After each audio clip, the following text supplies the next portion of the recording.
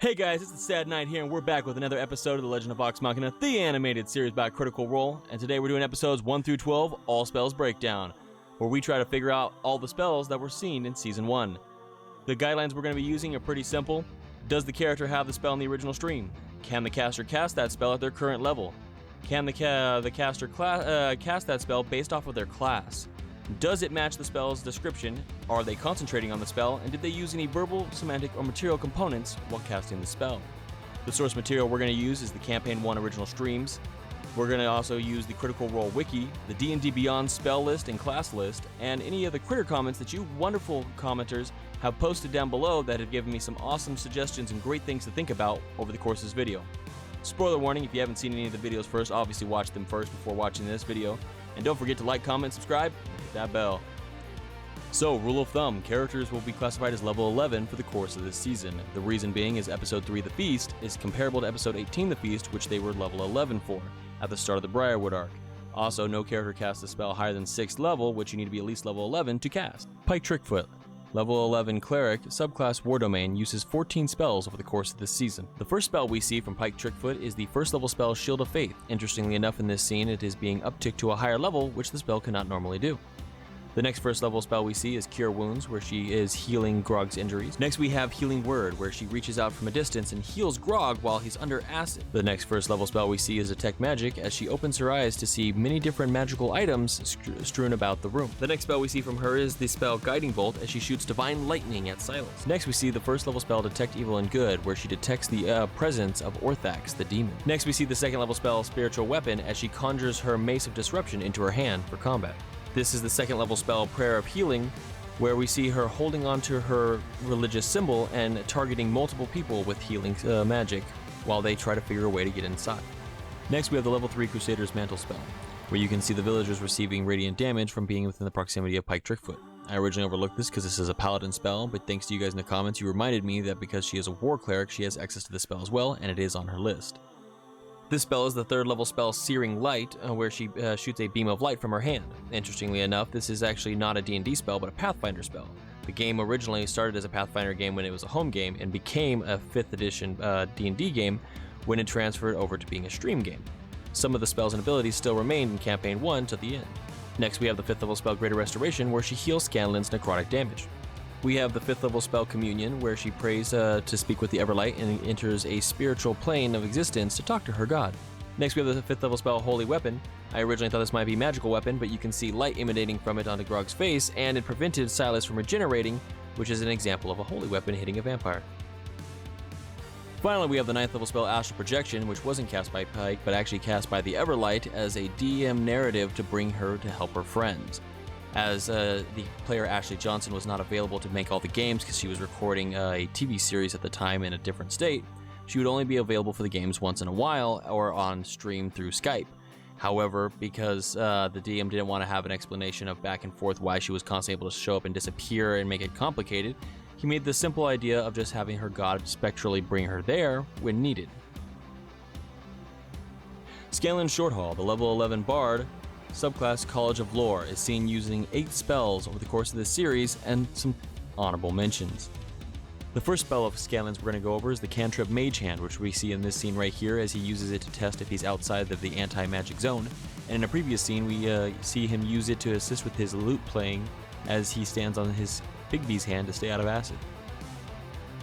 The next cantrip we're going to go over is the Minor Illusion spell.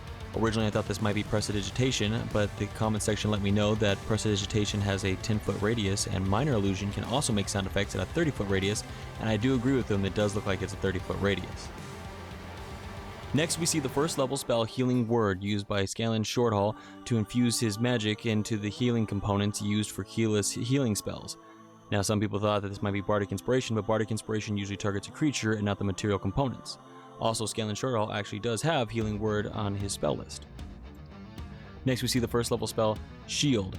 This is a reflavored version for Scanlan Shorthall, where you see a series of purpley pink hands pushing him away to represent the +5 to his AC to avoid getting hit. Next we have a possible example of the level 2 spell Knock. You can see Scanlan shooting magical essence at the door, however we do not hear the knock sound and the door does not open. Even if it was jammed or arcanely locked, it should have opened. However, this might just be an artistic liberty taken here to make fun of the players, as they usually struggle with doors. Next we see Scanlan Shorthall get some revenge with a level 2 silent spell on Delilah Briarwood. Next we have the level 3 Lightning Bolt casted from Scanlan Shorthall's groin, which is iconic to the original streams. Next we have the level 3 Major Image, where he makes a group of the players all arguing with each other in front of Brimscythe.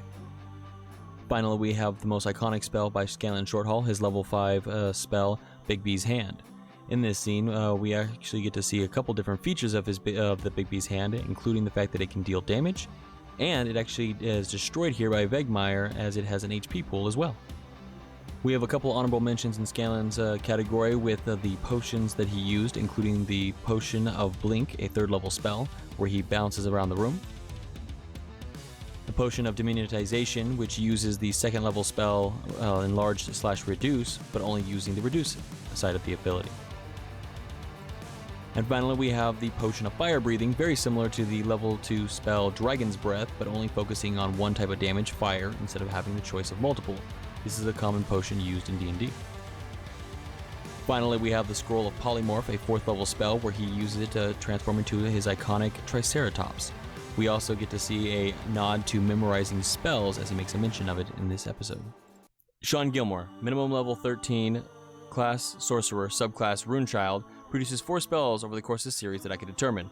The first one being the Cantrip Prestidigitation, which you can see a pink dragon that plays around with Vex.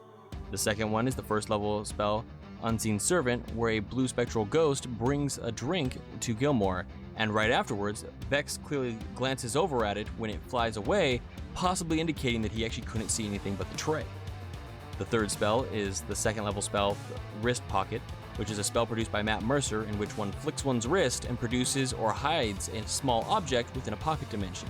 It does seem like Gilmore is flicking his wrist and producing the holy water out of a pocket dimension right here, so I'm pretty confident that that must be the spell. The 4th one produced is right here, is the Glyph of Warding. They clearly activate a trap, which is the triggering activation for the Glyph of Warding, as you can place them as traps, and it seems like it's using the sub-feature of storing an additional spell, that most likely is the Imprisonment spell, an 8th level spell that would be slightly out of Gilmore's level, however, not necessarily, as I cannot confirm his actual level beyond the one on the Critical Role stats, and he also may have had it applied by another person or another additional effect. This was an interesting comment brought up by somebody, that the Imprisonment spell was tucked inside of the Glyph of Warding, so I'm not completely sure about that, but it does appear that the sphere that is to entrap them is the Glyph of Warding. Let me know what you guys think about this spell, and if there's a better choice for this in the comment section. Keyleth of the Ashari, level 11 Druid, subclass Circle of the Moon, cast 18 spells over the course of this season.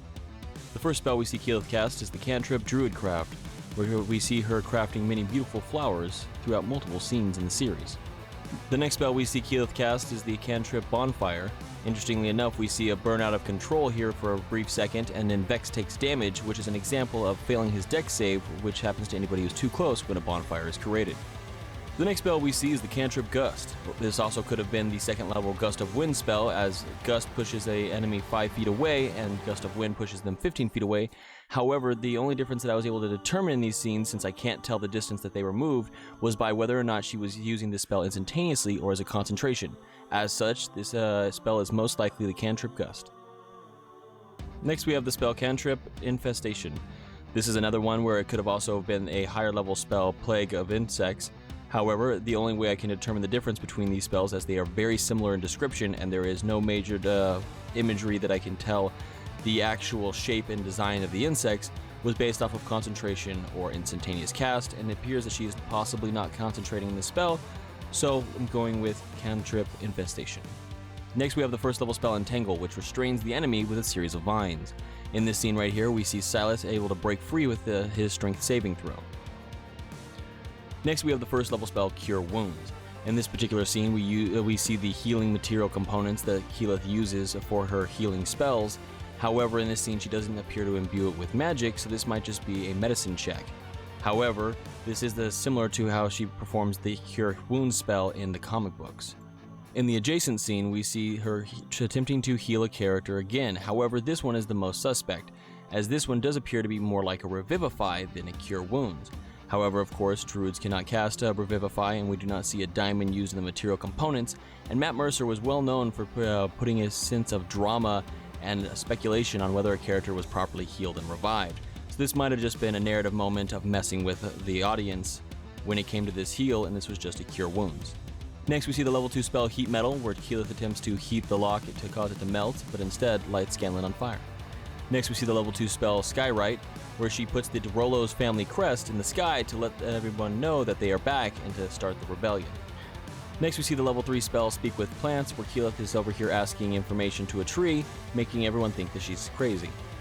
Next, we see the level 3 spell Daylight, where Keyleth uses the power of the Sun Tree to cast light and disable the vampiric abilities of Silas Briarwood.